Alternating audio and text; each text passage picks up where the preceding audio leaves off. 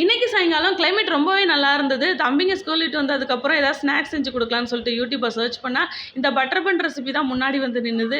ரொம்ப ஈஸியாகவும் இருந்தது, குயிக்காகவும் செஞ்சிடலான்னு சொல்லிட்டு நானும் ட்ரை பண்ணியிருந்தேன். நானும் இப்போ தாங்க ஃபஸ்ட் டைம் ட்ரை பண்ணுறேன். ரொம்பவே நல்லா இருந்தது. 10 நிமிஷத்தில் குழந்தைங்க ஸ்கூல் விட்டு வந்தோன்னே செஞ்சு கொடுத்துடலாம். பன்னை வந்து இது மாதிரி சென்டராக கட் பண்ணிவிட்டு 2 சைடும் பட்டரை தடவிக்கலாம். அதுக்கப்புறம் 1 டீஸ்பூன் ஒயிட் சுகர் சேர்த்துருக்கேன். உங்களுக்கு ஒயிட் சுகர் வேணான்னா நீங்கள் நாட்டு சக்கரை கூட சேர்த்துக்கலாம்.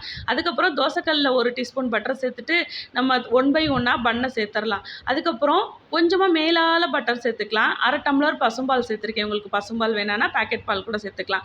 பன்னு நல்லா பாலை உறிஞ்சி ட்ரை ஆனதுக்கப்புறம் பன்னை வந்து திருப்பி போடுங்க. இந்த மாதிரி பார்க்க எப்படி பளபளன்னு இருக்குது பாருங்கள், க்ரீமியாக. அதுக்கப்புறம் பன்னை எடுத்து வச்சு 2 சைடு கட் பண்ணி பார்த்தா உள்ள அடடடடா செம்மையாக இருக்குங்க.